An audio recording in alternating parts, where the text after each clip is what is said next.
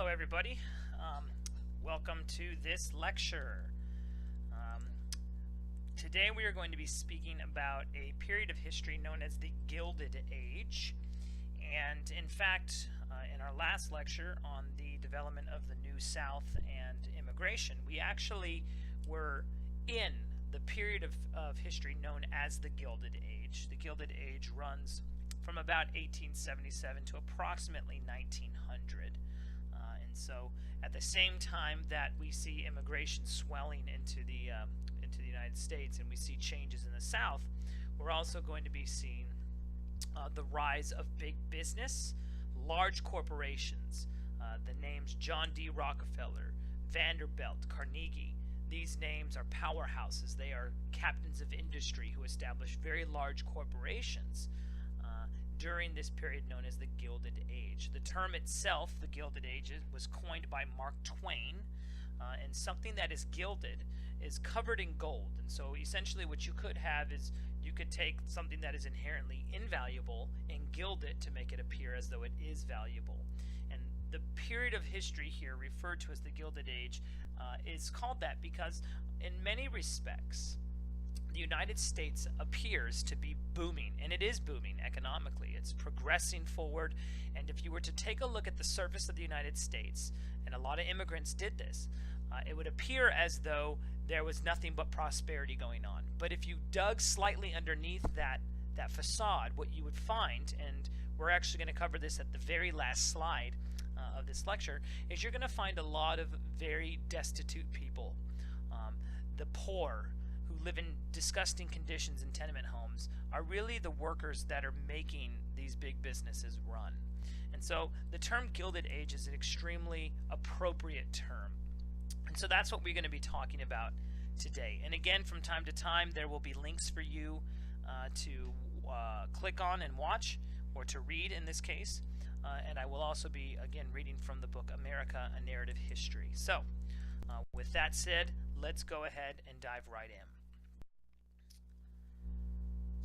Okay, it says, from the ashes of the American Civil War, there sprung an economic powerhouse, and the United States was an economic powerhouse. In fact, in many respects, the economy of the United States became a world power before the United States became a militaristic world power.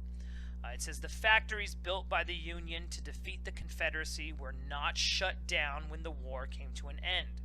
Instead, they continued to move forward. It says, now that the fighting was complete, these factories were converted into peacetime purposes.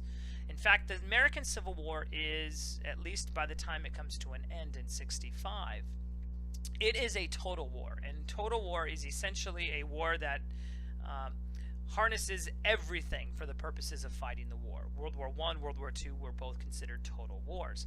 And so factories that had once been manufacturing various commodities, peacetime commodities, would have been transformed into wartime commodities, right?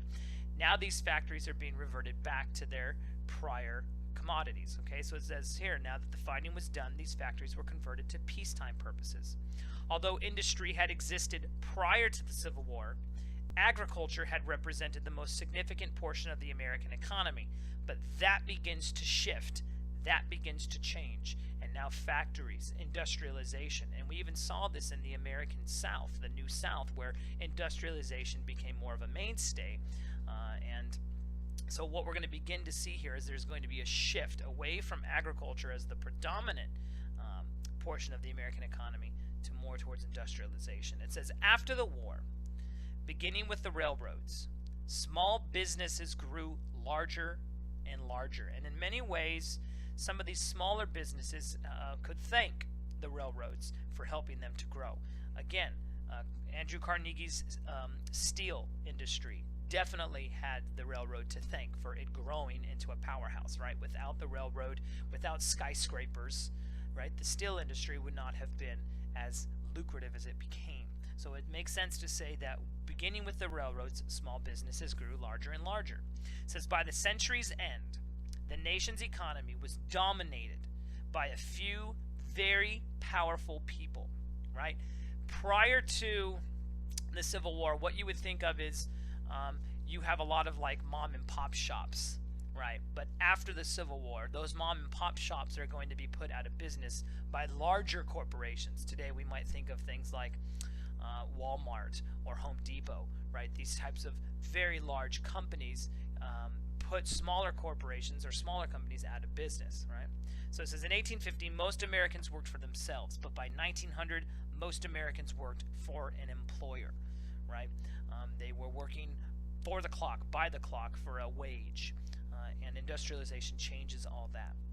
And the Gilded Age is much, should be much understood in this idea of corporations are wielding not only economic power, but economic and political power.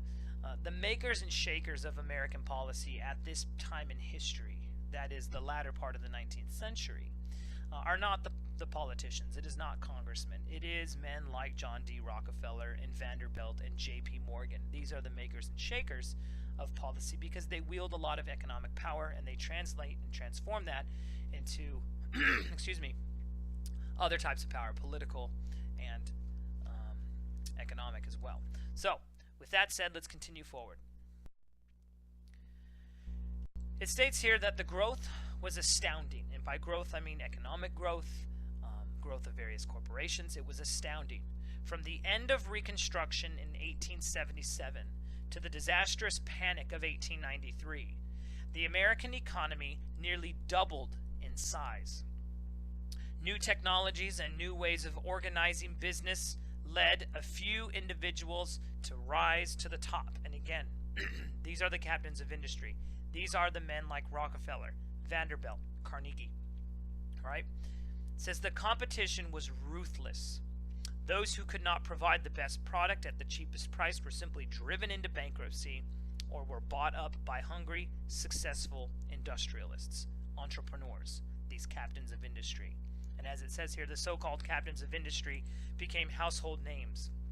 John D. Rockefeller of Standard Oil, right? We still have that name with us today, Rockefeller Center. I mean, this man was so wealthy that in his own day, he gave away $500 million, and that was back in the 1800s, okay? Andrew Carnegie of Carnegie Still, Carnegie Hall, right? We still have his name with us today. J.P. Morgan. In fact, if you bank with Chase Bank, you will still see J.P. Morgan and Trent, right, on your statements, okay? And then, of course, you've also got Cornelius Vanderbilt, who was the railroad tycoon. It says their tactics were not always fair. Oftentimes they were corrupt, and these men oftentimes acted in corrupt ways, and we'll talk a little bit more about that. But at this time in history, there weren't very many laws regulating the way businesses functioned. And this is important to know because the period of history directly following the Gilded Age is known as the Progressive Era. And these progressive politicians, including Teddy Roosevelt, they attempted to regulate these big businesses. They said these big businesses are running amok, right? There's no checks, there's no challenges to the power that they're wielding, right? And oftentimes these particular industries, including steel and oil, they established monopolies and put people out of business deliberately. And so the people following the Gilded Age during the Progressive Era, and we'll have a lecture specifically on that, but those specific people are trying to regulate the power of these corporations because no one was doing it. They simply were running themselves. And so what we want to do here today is to talk a little bit about this industrial development. I'm going to be talking briefly about two of these men that you see listed below, Carnegie and Rockefeller. And then we're going to talk in general about what the ramifications were of the Gilded Age. Okay, so continuing forward. It says, nevertheless, the American economy grew and grew. And when I say nevertheless, I mean despite the panic, the economy continued to grow. It says by 1914, and in fact that's a very important date because in 1914 World War I begins. It says by 1914, the small nation, once seen as a playground for European empires, had now surpassed them all. The United States had become the largest industrial nation in the world. It says, however, the prosperity of America did not reach everyone. And at the very end of this lecture, I'm going to be having you watch a film where they're going to be talking about an author by the name of Jacob Riis. And Jacob Riis wrote a book called How the Other Half Lives. And the other half are the immigrants, the poor, the destitute, those who take the jobs in these corporations, who are paid little, who work in hazardous conditions, who basically support and are the backbone to many of these large corporations, right? And so the wealth of the Carnegies, the wealth of the Rockefellers did not trickle down to all the people. It says, amid the fabulous wealth of the new economic elite was tremendous poverty. It says, how did some manage to be so successful while others struggled to put food on the table? Americans wrestled with this great question as new attitudes toward wealth began to develop. In fact, attitudes towards poverty during the 19th and early 20th century, if you were poor, it was believed by many that you were poor because you simply were lazy, that you were not industrious enough, right? Many people did not take into consideration the structural problems. And when I say structural problems, I'm talking about things like maybe you aren't employed year-round. Maybe you don't make enough money in your wage to pay all of your bills. So, one of the things that people would say is that, if you had simply saved up enough money, then you wouldn't be poor. Or, if you weren't lazy, then you wouldn't be poor. People took the same type of mentality towards criminals as well, right? That they were lazy and drunkards, and so they were therefore criminals, right? But some of these individuals simply did not take into consideration that people were not working long enough hours or working all year long, and that they simply weren't paid enough money in order to support their family, right? And so questions begin to develop as to why are some people wealthy and why are some people poor? And we're going to be talking about some of the theories, some of the responses that Americans gave to address these issues. It says, what role did the government play in all of this? Basically, the government during the Gilded Age was pro-business. Congress, the presidents, and the courts looked favorably on this new growth. It says, but leadership was generally lacking on the political level. In fact, at this time in history, it's very difficult if you've ever attempted to memorize the presidents, because at this point the presidents are essentially ineffective. They're not doing a whole lot. They're referred to as the forgotten presidents because of their ineffectiveness, right? The presidents get replaced by capitalists. And so we remember the capitalists and not so much the presidents. That's because the government itself took sort of a laissez-faire, and that means hands-off. It took a laissez-faire approach to regulating big business, and as it turned out, regulating the country as well. It goes on to state here that corruption spread like plague through the city, state, and national governments. Greedy legislators and forgettable presidents dominated the political scene. Now, I'm going to read to you briefly here from a portion of the book. It says, within 3 generations after the Civil War, the nation that had long been a predominantly rural society burst forth as the world's preeminent economic power. The United States became a highly structured, increasingly centralized, urban industrial society, buffeted by the imperatives of mass production, mass consumption, and time clock efficiency. Bigness became the prevailing standard of corporate life and social tensions, and worsened with the rising scale of business enterprise. Moving on to page 891, it says, indeed, the real movers and shakers of the Gilded Age were not the men who sat in the White House or the Congress.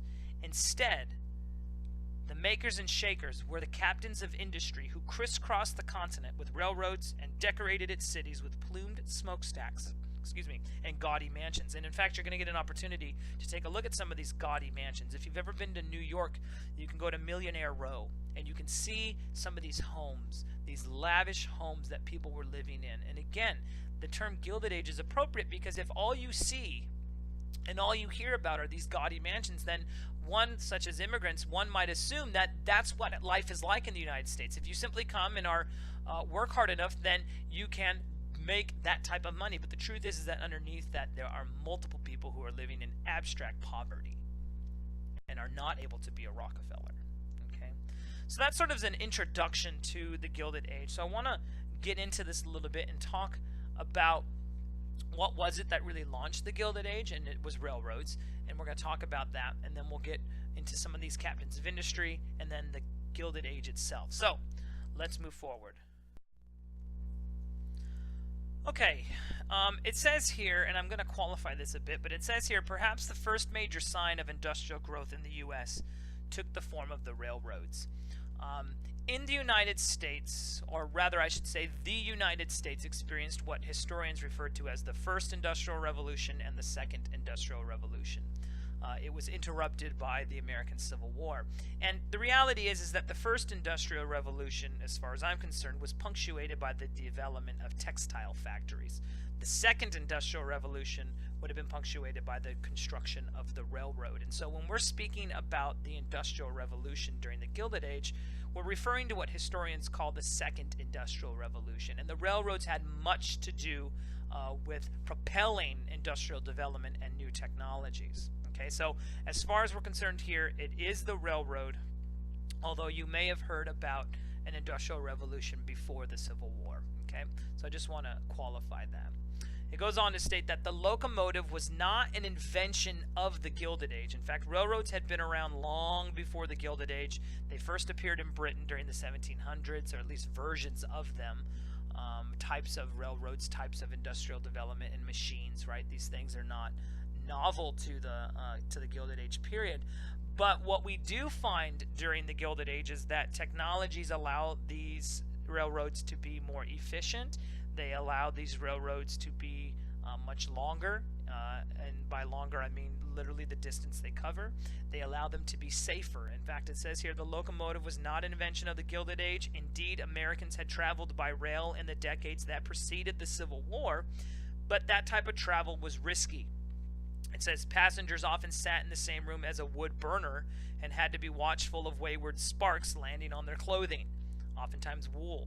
It says braking systems were not always trustworthy. Several engines even exploded while trying to reach various destinations. It says traveling also represented a tremendous investment in time. Rail passengers often had to change trains frequently because the width between tracks varied from company to company. There was no standardization of width, right? And we also have to recognize that before 1869, there's no transcontinental railroad. So in order to get from one place to the next, you do have to change trains regularly, whether it's because the line itself ended or the width changed, right? This begins to change and alter after the Civil War. You get more standardization not only of width, but of parts that are being used on trains. And so if a particular part breaks, you could quickly replace it, right? And the technologies of the day are allowing these trains to move more quickly, right? And we already saw that things like the refrigerated car allow for other commodities besides human beings to be moved on trains. In fact, most of the time that you probably encounter trains today, you probably see them moving freight as opposed to people, right? You get Amtrak or Metrolink are moving people, but the majority of trains that you see constantly stopping you somewhere that you might have to sit behind them, they're moving freight, they're moving commodities, right? And that's not untrue of the Gilded Age. Okay, it says soon after the railroad made its appearance in the United States in the 1830s, Americans dreamed of linking the Atlantic and Pacific Oceans by railroad. In fact, for those of you who have taken the course preceding this, you'll know that some of the debates over slavery that occurred prior to the Civil War actually were spawned by a desire to construct the Transcontinental Railroad. I'm specifically thinking of the Kansas-Nebraska conflict, but building railroads was something that people definitely wanted to do, right? There is this desire, what we called our manifest destiny, to establish sort of an American empire from sea to shining sea, right? From the Atlantic to the Pacific, and we were able to accomplish that. Now that we have people stretching that continent, now we need to link it together, right? It says a transcontinental railroad would allow for a settlement of the West. It would allow for opening new markets for Eastern manufacturers, and it could bring relief to overcrowded Eastern cities by removing people from those territories, right? So the railroad provided a lot of potential. It says some even believed that it was divinely intended that Americans should control the whole of the continent, right? This became known as our manifest destiny.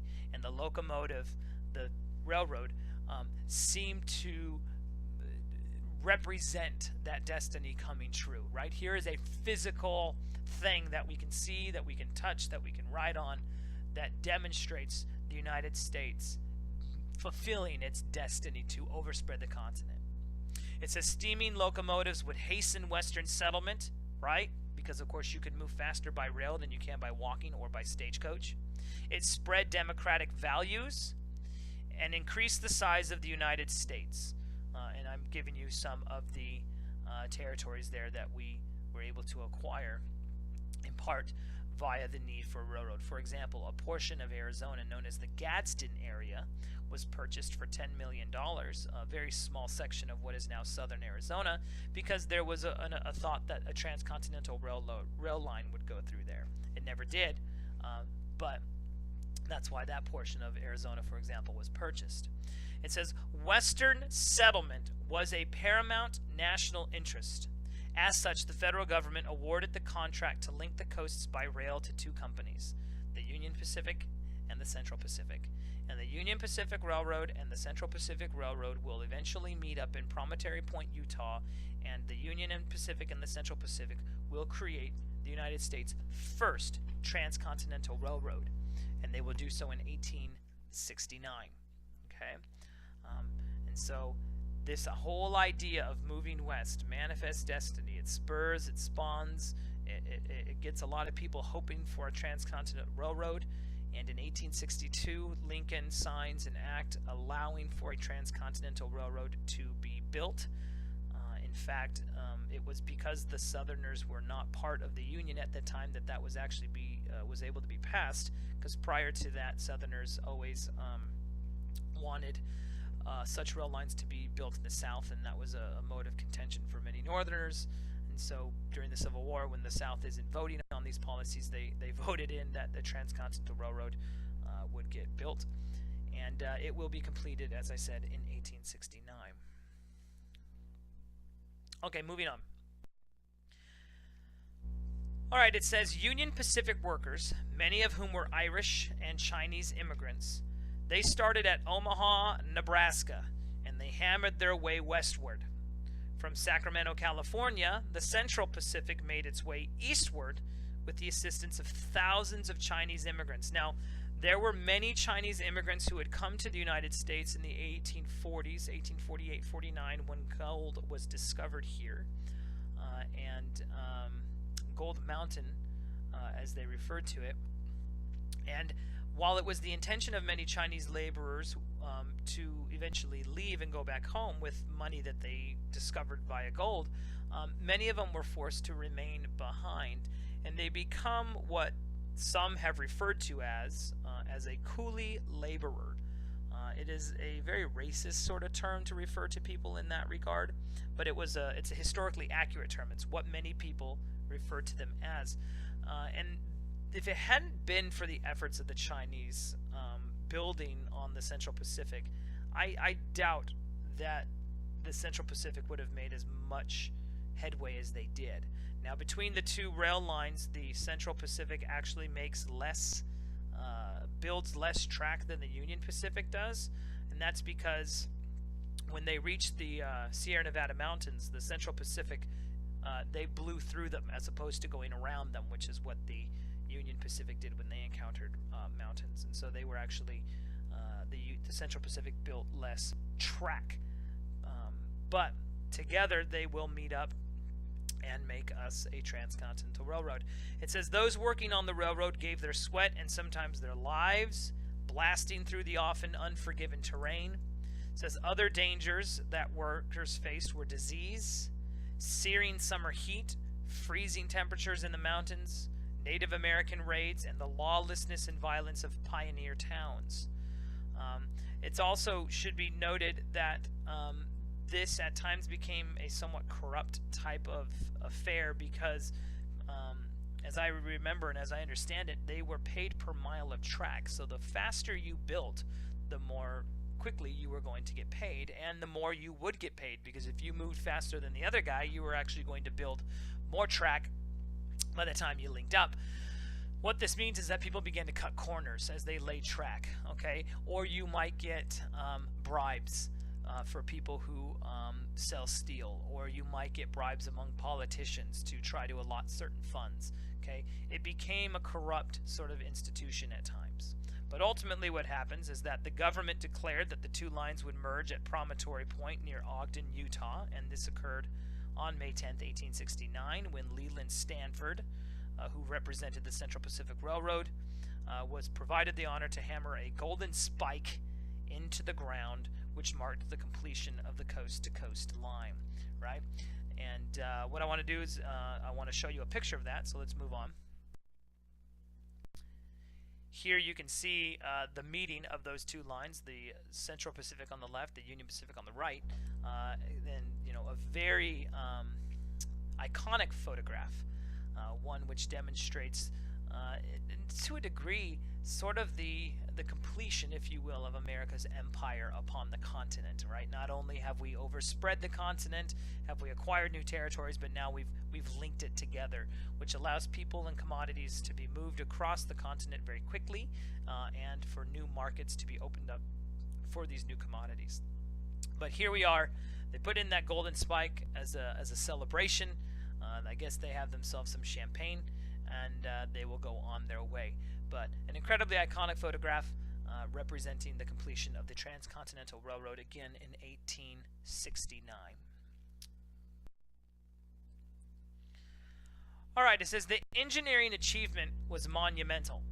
The costs of the operation to railroads were enormous. You can imagine it would cost quite a pretty penny in order to build a rail line of this magnitude. It says tens of thousands of workers had to be paid. They had to be sheltered, and they had to be fed. Tons of steel and wood were, of course, required to construct the rail lines themselves, not to mention the cars and the locomotives themselves, right? So this was a massive undertaking. You also have to keep in mind that these railroads demanded a lot of territory, a lot of land, and in fact, while many Americans are moving west in search of buying, 160 acres of land, they have to compete with these railroads, and oftentimes individuals found themselves losing land, losing the ability to purchase land, because the government was giving thousands and thousands of acres of land, hundreds of acres to land, to the railroad companies, right? They are invested in this transcontinental railroad, and so they simply give this land to the railroad companies who are building their lines. It says, however, the economic incentives to railroads were enormous. It says the government offered generous loans to companies who were willing to assume the risk of building it. It says the greatest reward was land. For each mile of track laid by the Central and Union Pacific Railroads, the companies received 640 acres of public territory. In other rail projects, state governments often kicked in additional acres for a growing number of rail companies. All in all, the railroads received nearly 200 million acres of land from the U.S. government for fulfilling contracts. Okay? Now what you can do here is if you click on that, click on the word contract there, it will take you to a video on the Transcontinental Railroad. Please do that when I complete this slide, and watch that film on the Transcontinental Railroad. It's going to provide a bit more information. It says directors of some railroads made fortunes. Perhaps the most significant was Cornelius Vanderbilt. Once you finish watching the film linked to the word contract, come back and look at Cornelius Vanderbilt's little chateau that he has built, or he had built, in New York, and you'll just get a sense of just how much money this man had. Okay, so go ahead and take a look at those two links, and then come back and we'll proceed forward. Okay, now that we've talked about the railroads and some aspects attendant with the Gilded Age, I now want to talk about some of the makers and shakers of that period. And the makers and shakers of the Gilded Age, again, were not the politicians, wasn't the president or congressman, what have you. Instead, it was the captains of industry. And probably the poster child of these captains of industry is John D. Rockefeller. It says here, in a pure sense, the goal of any capitalist is to make money.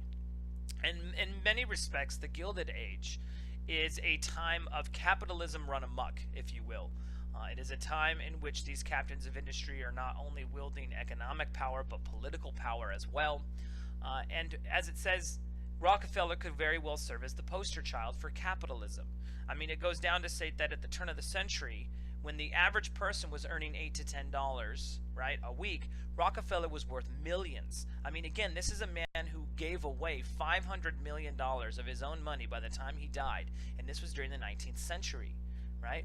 By all accounts, I would imagine, he is the wealthiest American that has ever lived, right? I mean, he had an amazing vision. He was someone who came from humble origins, but as it says here, he had the vision and the drive to move beyond those humble origins. And one of the lasting, myths that is in the consciousness of Americans is this idea that anybody could be wealthy, anybody could be anything they wanted to, as long as you could pull yourself up by your bootstraps, right? Then anyone could be anything. And Rockefeller sort of epitomized this myth, right? Now, who is Rockefeller? It says Rockefeller was born in 1839 in Moravia, a small town in western New York. His father practiced herbal medicine, professing to cure patients with remedies he had created from plants in the area. This would be something what you would refer to as those patent medicine men who would go around in their little wagons and try to sell various concoctions to people. That's kind of what Rockefeller's father was. In some respects, he's a con man, a swindler, right? It says Rockefeller's mother instilled a devout Baptist faith in him, a belief system he took to his grave. It says after being graduated from high school in 1855, the family then sent him to a Cleveland business school.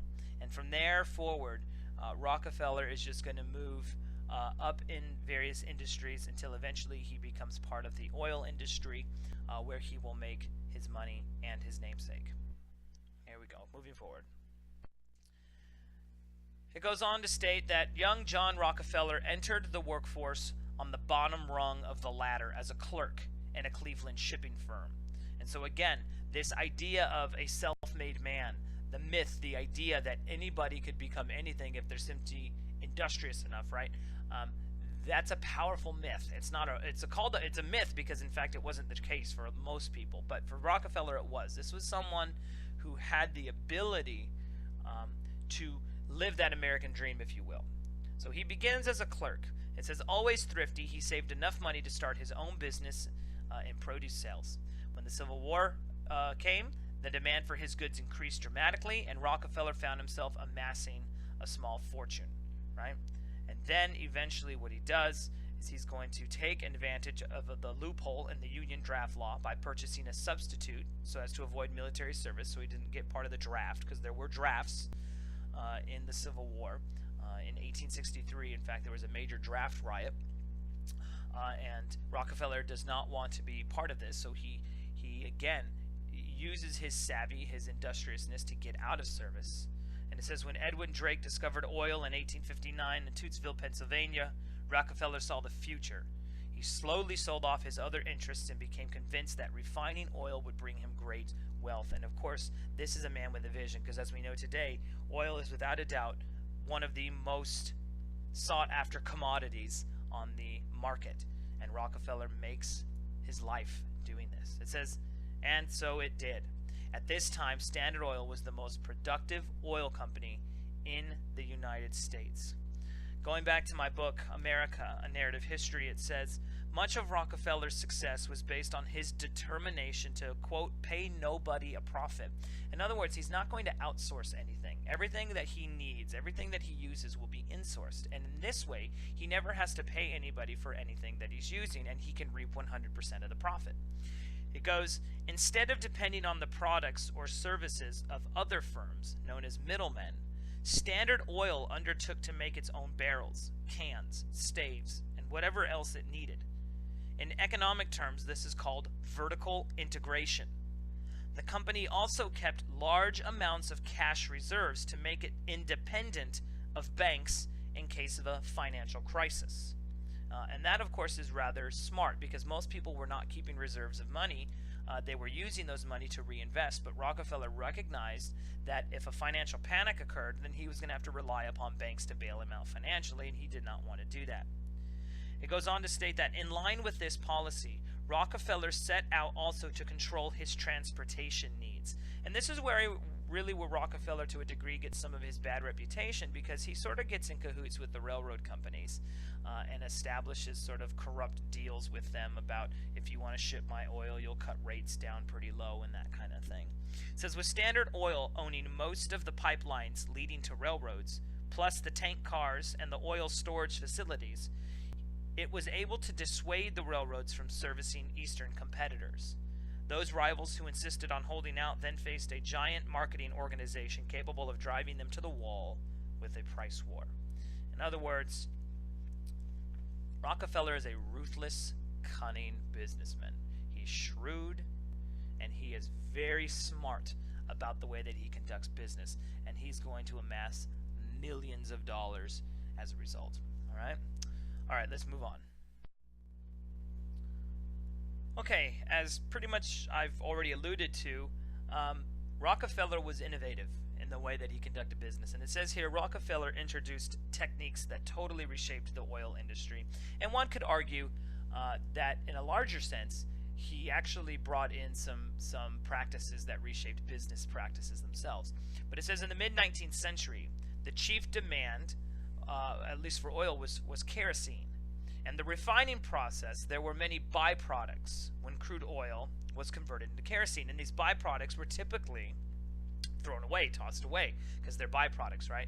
You're taking the oil, you're turning it into kerosene, and there's some byproduct from that. Well, what Rockefeller does is he takes those byproducts and he uses them for some other purpose, right? It says, what others saw as waste, Rockefeller saw as gold. He sold one byproduct, paraffin, for example, to candle makers, and another byproduct, petroleum jelly, to medical supply companies. He even sold off other waste as paving materials for roads. He shipped so many goods that railroad companies drooled over the prospect of getting his business, right?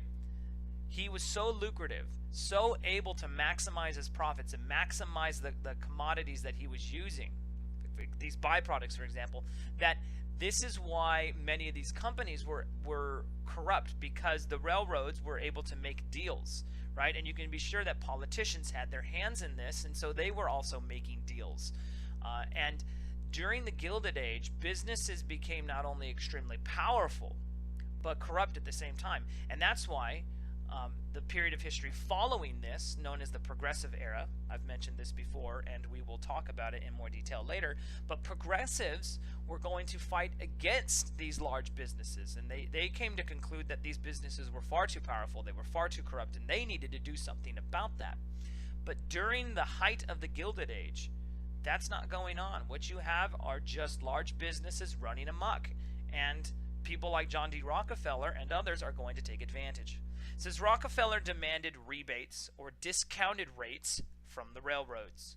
He used all these methods to reduce the price of oil to his consumers. His profits soared and his competitors were crushed one by one. Rockefeller forced smaller companies to surrender their stock in order for him to take control of it. And this means, of course, that Rockefeller will obtain a monopoly upon oil. Today, no company can hold a monopoly. It's considered an unfair practice. Microsoft, I believe it was during the 90s, actually got broken apart because they had a monopoly. It was not an intentional monopoly. They just had the best product on the market at the time, but the majority of people were purchasing their products, and it's a lot more complicated than that, a lot more nuanced. But the idea is in today's society, one company cannot monopolize the industry that it's working in, right? During the Gilded Age, that wasn't the case. And when Rockefeller saw that there was an opportunity to sort of stretch the law or use the law in ways that it hadn't been used before, he's going to do that in order to further his business success. Okay, moving on. All right. It says this sort of arrangement is called a trust, right? I was talking about him moving stocks around so that people could hold them in different places. This sort of practice is called a trust. It says a trust is a combination of firms formed by legal agreement. Trusts often reduce fair business competition. It says as a result of Rockefeller's shrewd business practices, his large corporation, the Standard Oil Company, became the largest business in the land. And I want to read to you a bit more about trusts. It says, long established in law to enable one or more people to manage property belonging to others, such as children or mentally incompetent, the trust now was used for another purpose, centralized control of business. It says, since Standard Oil of Ohio was not permitted to hold property out of the state of Ohio, what Rockefeller began to do was he began to use a trust. He began to hold territories in states outside of Ohio, but he would place the property ownership in other people's names. It says it began in 1872 to place properties or companies acquired elsewhere in trust, usually with the company's secretary. It says this was impractical, however, since the death of the trustee would endanger the trust. But the idea here is that what Rockefeller is doing is that he is utilizing a legal principle, the trust, in order to grow his business. At that time, the law stipulated that Rockefeller and Standard Oil could not hold territory outside of Ohio. At least it couldn't do so in Rockefeller's name. And so what he does is he purchases these territories, he obtains them, and he obtains them in someone else's name, right? Technically, on paper, someone else holds the territory, but it's really Rockefeller who's manipulating the situation. He goes on to state here is that as the new century dawned, Rockefeller's investments mushroomed. With the advent of the automobile, gasoline replaced kerosene as the #1 petroleum product, and one might very well argue that today that's still the case. It says Rockefeller was a bona fide billionaire. Critics charged that his labor practices were unfair. Employees pointed out that he could have paid his workers a fairer wage and settled for being a half-billionaire, right? But in economic terms, right, what Rockefeller isn't necessarily going to do is increase wages to his workers simply because he makes more money, right? It says eventually, the Standard Oil Company fell victim to the Sherman Antitrust Act, a legislative attempt by progressives to try and break large corporations apart and then maybe even out of the market. Okay, the Sherman Antitrust Act was passed in 1890. It wasn't very effective in busting trusts, but it does provide a bit of a stick in the jaw, if you will,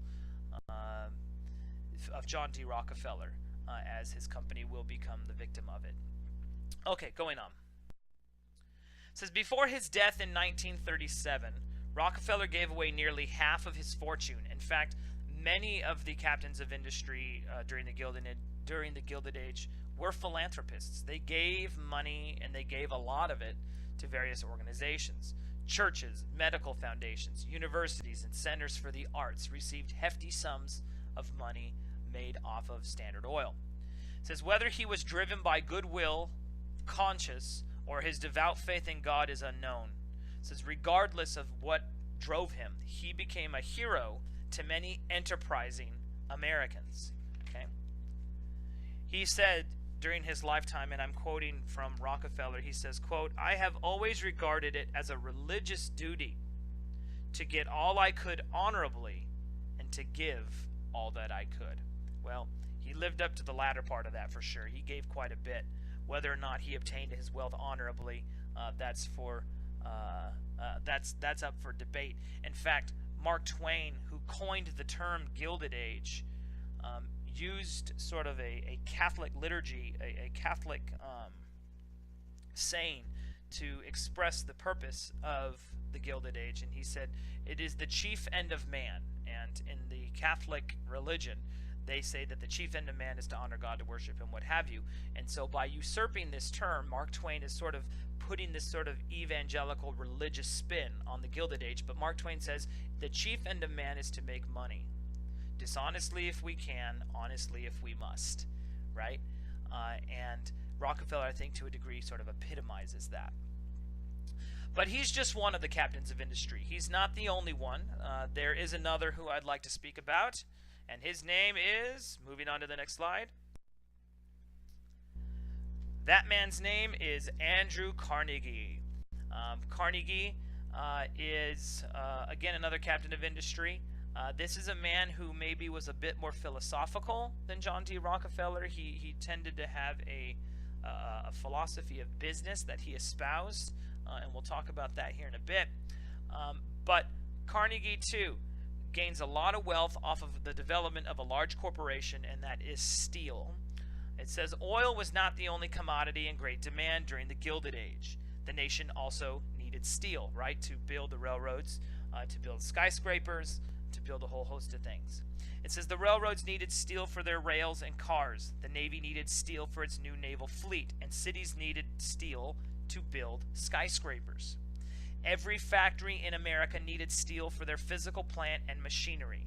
Andrew Carnegie saw this demand, and he seized the moment. Now, the interesting thing about Carnegie, and I think I will mention this again later, is that this is a man who really doesn't know how steel is made. I mean, he's not a steel worker, he's a businessman, right? And one doesn't have to necessarily know the process of making steel and refining it in order to sell it, in order to make a business off of it. It says, like John Rockefeller, Carnegie was not born into wealth. When he was 13, his family came to the United States from Scotland and settled in Allegheny, Pennsylvania, a small town near Pittsburgh. Okay. Also, like Rockefeller, he started off at the bottom rung of society. It says his first job was in a cotton mill where he earned $1.20 per week. Now remember, Rockefeller starts off as a clerk. Carnegie here starts off in a cotton mill. They both epitomize sort of this, again, this mythology of the rise from rags to riches, right? And that is part of their persona. That is part of the mythology that surrounds these men. But like Rockefeller, Carnegie too will, of course, walk up that socioeconomic ladder. So, all right, let's move on. Okay, while working in the mill, it says that his talents were soon recognized, and Carnegie found himself promoted to the bookkeeping side of the business. It says, an avid reader, Carnegie spent his Saturdays in the homes of wealthy citizens who were gracious enough to allow him access to their private libraries. After becoming a telegrapher for a short while, he met the head of a railroad company who asked his services as a personal secretary, right? For those of you who have secretaries or have ever worked as a secretary, secretaries can actually wield quite a bit of knowledge and have quite a bit of influence if allowed. And here Carnegie is given an opportunity, right? He's getting in as a secretary. He's getting in with a semi-influential individual, and he's getting in into an industry, the railroads, that's booming, right? Now, the man who hired him, his name was Thomas Scott. It says, during the Civil War, Thomas Scott was sent to Washington to operate transportation for the Union Army. And, of course, Carnegie went along with him. It says, Carnegie spent his war days helping the soldiers get where they needed to be and by helping the wounded get to hospitals. It says, by this time, he had amassed a small sum of money, which he quickly invested. Soon, iron and steel caught his attention, and he was on his way to creating the largest steel company in the world. Now, Carnegie would eventually sell his steel company to another giant, a banking giant, and I say that because he was a man who was a banker, and his name was J.P. Morgan. J.P. Morgan eventually purchases Carnegie Steel, but not before Carnegie amasses a lot of money off of it. So, nonetheless, the point here again is to demonstrate that these two captains of industry, they start from sort of humble beginnings and they begin to work their way up.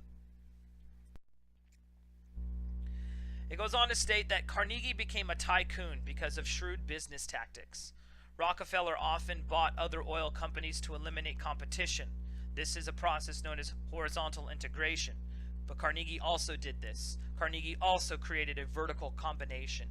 He bought railroad companies and iron mines. If he owned the rails and the mines, he could reduce his costs and produce cheaper steel, right? The idea is that both men have unique policies and unique ways of going about conducting business, okay? It goes on to state that Carnegie was a good judge of talent. His assistant, Henry Clay Frick, helped manage the Carnegie Steel Company on its way to success. Carnegie also wanted productive workers. He wanted them to feel that they had a vested interest in company prosperity. And in fact, you sort of see this today. If you've ever gone to Disneyland, they don't call them employees, they call them cast members, right? They want everybody there, whether they are, playing bell or whether they're picking up trash, to feel a certain way, right? That you have a vested interest in the persona, in the magic, if you will, of Disneyland. And so that's sort of what Carnegie's doing here, right? So what he does is he initiates a profit-sharing plan. It says all these tactics made the Carnegie Steel Company a multi-million-dollar corporation. It says in 1901, Carnegie sold his interest to J.P. Morgan, who paid him $500 million in order to then create something known as U.S. Steel. But again, we have to recognize that Carnegie and Rockefeller are similar in many ways. Their practices are similar. And again, both were able to gain advantages in their companies because of the railroads. Okay. All right, moving on. All right, it goes on to say that unlike Rockefeller and other captains of industry like J.P. Morgan, Carnegie stood out as a thinker who fashioned and publicized a philosophy for big business. And I want us to gnaw on this for just a little bit, because during the Gilded Age, you have a very few people who are extraordinarily wealthy. Again, we've mentioned their names: Morgan, Vanderbilt, Rockefeller, Carnegie. There are some others as well. But a significant portion of people, predominantly immigrants, who we mentioned last week, these individuals are not making money, all right? And Carnegie's philosophy of business seems to disassociate the vast difference between these few men who have lots of money and these immigrants who have few. He says, Carnegie espoused that, quote, however harsh their methods, he and other captains of industry were on the whole public benefactors. In other words, this is what we would call very Machiavellian. You may have heard of Niccolò Machiavelli. During the Renaissance, he wrote a book called The Prince, where he came up with this idea that the end justifies the means, right? Well, that's what that's what Carnegie is saying here. He says that it doesn't matter how harsh we are. It doesn't matter how long and difficult we make people work. It doesn't matter what methods we use to increase our businesses. We are benefiting the nation. The benefit outweighs the harsh methods. And the problem with that is that a very few number of people gain a lot of money off the backs of people who are poor and unable to eat. One can argue that you're benefiting the nation by building skyscrapers and building railroads, and that's true. But those who are starving aren't necessarily benefiting from those particular developments. It says Carnegie, a man who was never an expert on steel, but rather a salesman and promoter, set forth his ideas in 1889 when he published his essay, The Gospel of Wealth. And we'll talk a little bit more about this Gospel of Wealth a little bit later, but it says the central idea underlying Carnegie's business philosophy was that, quote, in the evolution of society, and note what we're saying here, evolution, right? 1859 is a very important date. I believe it's 1859 when Charles Darwin's The Origins of Species is published. And so this idea of evolution, social Darwinism, the idea that if you can make it, you will make it. If you won't make it, you'll be eaten up, right? It says, in the evolution of society, the contrast between the millionaire and the laborer measures the distance society has come, right? Well, at this point in time, as you're going to see towards the end of this lecture, the poor are very poor. They live in horrific conditions in tenement homes. And the distance between someone like Carnegie and someone living in a tenement home is quite large. And so one could reasonably argue that during the Gilded Age, we weren't evolving, we weren't moving forward. Now, it says here in my book, it says, not evil, but good has come to the race from the accumulation of wealth by those who have the ability and energy that produces it. Okay, hear what he says, right? Those who have the ability and energy that produce it. It says the process has been costly in many ways, but the law of competition was best for the trade because it ensures the survival of the fittest in every department. And so part of this gospel of wealth is sort of this social Darwinistic ideology where the strong will survive. Now what you should do here is click on this link here, and you'll be able to read a little bit more about a home that Carnegie had, and you can see sort of the ostentatiousness of it. So go ahead and click on that and then start over and move on to the next slide. Alright, having sold Carnegie Steel, this sort of effectively put Carnegie into retirement, but it says here retirement did not take him out of the public sphere. It says before his death he donated more than $350 million to public foundations. And again, this is similar to Rockefeller. We have to understand that these men are philanthropists. They think it important to provide resources to various people, and we'll explain that a little bit more here in a second. It says, remembering the difficulty of finding suitable books as a youngster, he helped build 3,000 libraries. He built schools such as Carnegie Mellon University and gave his money for artistic pursuits such as Carnegie Hall in New York. Now you'll note the things that these philanthropists give their money to is they're not just handing out money to anybody. Rather, they are trying to better society, right? Building universities, building libraries, giving money to medical facilities, right? This helps to better society as a whole, and that's why these particular philanthropists give money to these industries. It says, Andrew Carnegie was also dedicated to peace initiatives throughout the world because of his passionate hatred for war. Like Rockefeller, critics labeled him a robber baron who could have used his vast fortunes to increase the wages of his employees. And one could argue that perhaps he should have done that. Instead of building libraries for people to read books and enrich their minds, which of course is a good thing, perhaps he can raise the wages of people who can't pay their bills or who are starving, right? But it says that instead of doing that, Carnegie believed that doing that type of work, right, raising wages, Carnegie believed that such spending was wasteful and temporary, but foundations would last forever. It says, regardless, he helped build an empire that led the United States to world power status. And again, he's not the only one. We need to remember J.P. Morgan, right? We need to remember Cornelius Vanderbilt, these names as well. Okay, Vanderbilt being attendant with the railroads, and Morgan, a banker, and then eventually part of the steel company. So these are your captains of industry, right? They are playing off of the rise of big business. They are playing off the tenants attendant with the Gilded Age. Okay, these are the movers. These are the makers and shakers of the United States at this time. Okay, and again, there are others too, but I just chose to look at those two men here today. So let's move on. All right, now I want to talk about the Gilded Age itself here for a little bit. It says the Gilded Age will be remembered for the accomplishments of thousands of American thinkers, inventors, entrepreneurs, writers, and promoters of social justice. It says few politicians had an impact on the tremendous change transforming America at this time. And this is why we refer to these presidents as the forgotten presidents, because simply we don't remember them.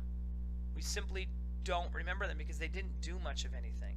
It says the presidency was at an all-time low in power and influence, and the Congress was rife with corruption. As the state and city leaders shared in the graft, and the public was kept largely unaware. Much like in the colonial days, Americans were not taking their orders from the top, rather they were building a new society from its foundation. Okay? It says the American presidents who resided in the White House from the end of the Civil War until the 1890s are sometimes called the forgotten presidents. We simply forget who they were because they weren't the makers and shakers of the Gilded Age, right? The makers and shakers were these captains of industry. So I want to talk a little bit about the Gilded Age. I want to talk about ideas attendant with the Gilded Age, and then we will finalize by looking at how the other half lived. Remember, I mentioned Jacob Riis earlier, and we're going to take a look at the non-captains of industry, the immigrants who were working in these companies. So, with that said, let's move forward. All right, this says that not everybody was getting rich. Okay, the new wealthy class, although more prominent, right? You see the wealthy, you see the glit and the glitter, right? It says the new wealthy class, although more prominent, larger and richer than any class in American history, was still rather small. And so when we're talking about this Gilded Age, when we think about the gilded part, we're only thinking about a very small percentage of people, right? That chunk of dirt which is being, gold plated, which is underneath it, it's much larger. It says people soon began to ask fundamental questions. How did one get rich in the United States? Was it because of a combination of hard work and intelligence, right? there's this idea that if you work harder, then prosperity will come your way, which I assume that many of you probably don't necessarily agree with that. You could work hard and work hard and work hard and not ever get a promotion, not ever get a salary wage, right? It says, was it because of inheritance? Was there some biological reason that Rockefeller was able to acquire what he was able to acquire where others were not, right? It says, did education and skill play a role, or was it simply dumb luck, right? The question is, how do some of these wealthy people become so wealthy, and why do many others not? It says old attitudes about the importance of inheritance were still prevalent, right? You have this idea of old money, right? That you come from a family of wealthy people, okay? It says, but new ideas also began to emerge, and I want to look at 3 of them, okay? It says among the most popular were social Darwinism, the gospel of wealth, which we've talked a little bit about already under Carnegie, and algerism. And so these 3 types of ideas, social Darwinism, the gospel of wealth, and algerism, attempt to answer the questions, how does one get rich in America? What is it that makes people wealthy? And so I want to look briefly at these 3, and then we'll take a look at how the other half lived, right? So let's go and take a look at these now. Okay, so the first theory I want to take a look at is social Darwinism. And we're not going to spend a whole lot of time on any one of these theories, but just to give you a flavor of some of the ideas running rampant during the Gilded Age. It says, when a popular conception of survival of the fittest grew out of Charles Darwin's idea of the process of natural selection in the wild, the world was forever changed. For those of you who are not familiar with Charles Darwin's idea of natural selection, the idea is that in nature, there are, in all things, both strong characteristics and weaker characteristics, and over a period of time, the stronger characteristics survive while the weaker characteristics die out, and when those stronger characteristics survive, the thing in question then evolves into a stronger, more powerful, prominent type of thing, right?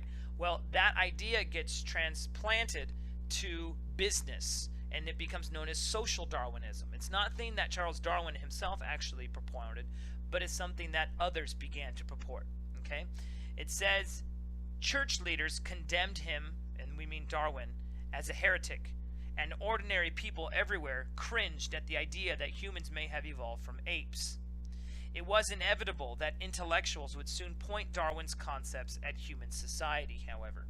And it says these social Darwinists, led by Herbert Spencer and William G. Sumner, believed that the humans who were the most fit became the most successful. In other words, the reason why Rockefeller is so successful and the immigrant isn't, or some other immigrants aren't, is because he has strong characteristics. He has a preponderance to be successful, right? He is the most fit. Okay?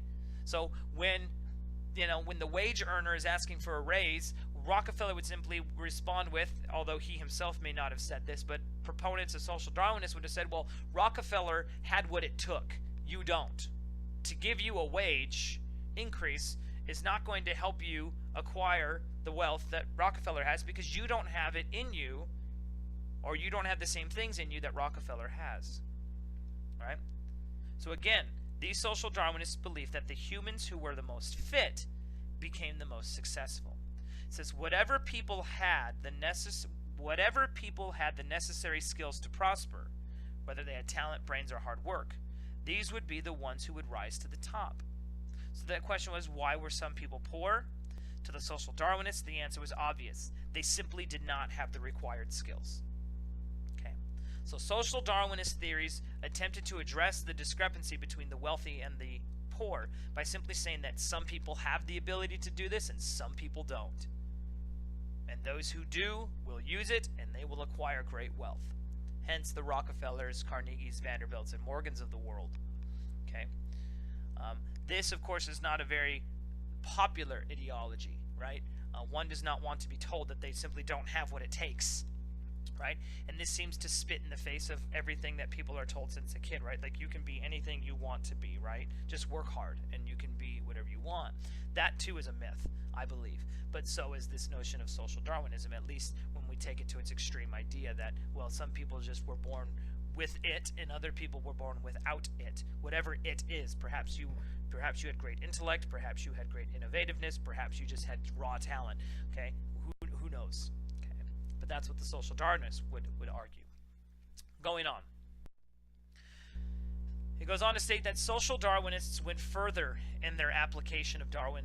It says, Darwin stated that the weaker members of a species in nature would die, and that over time only the stronger genes would be passed on.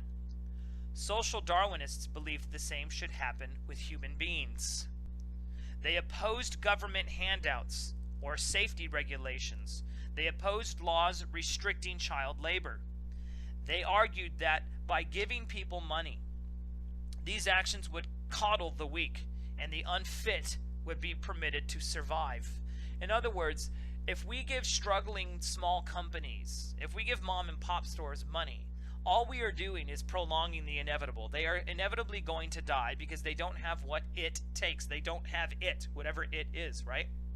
So when we take social Darwinism to its extreme, the point here is that these social Darwinists don't simply stop at saying, Rockefeller has money because he has what it takes, and you, Joe Blow Plowboy, simply don't have what it takes. I'm sorry, okay? But they would then move forward to say, and because you don't have what it takes, you deserve to die out. Maybe not physically, but you deserve to die out as a company or what have you, and so we're not going to increase your wages. We're not going to give you handouts, okay? Because that's simply prolonging the inevitable. It says some Americans tried to reconcile their Christian beliefs with social Darwinism. Because the church had been such an opponent of Darwin's ideas, it was difficult for religious folks to accept social Darwinism, and so there's further debates even from a religious point of view. I don't intend to get into those too much, but the idea here is simply to introduce to you ideologies that are being espoused to try and deal with the discrepancy between those who have the gilded and those who do not, the chunk of dirt underneath that which is gilded. Okay, hopefully that makes sense. Okay, so that's one idea. Social Darwinism. Okay, that's one answer to the question why some people are wealthy and why some are not. You may like this idea, you may not. That's okay. I'm not asking you to adopt it. Let's move forward. Okay, now we have another ideology known as the Gospel of Wealth. Again, you may recall Andrew Carnegie actually wrote an essay called The Gospel of Wealth. It says here, Carnegie and Rockefeller both agreed that the most successful people were the ones with the necessary skills. So to a degree, Carnegie and Rockefeller sort of adopt a quasi-social Darwinist ideology. They would probably agree that those who are successful have what it takes, and those who aren't successful may not have what it takes. So they may adopt that aspect of social Darwinism. But they each believe that God played a role in deciding who got the skills. It wasn't necessarily nature that delineated one as having the skills and one as not having the skills, right? It says, because God granted a select few with the talent to be successful, Christian virtue then demanded that some of that money be shared. Okay? And this is the gospel of wealth.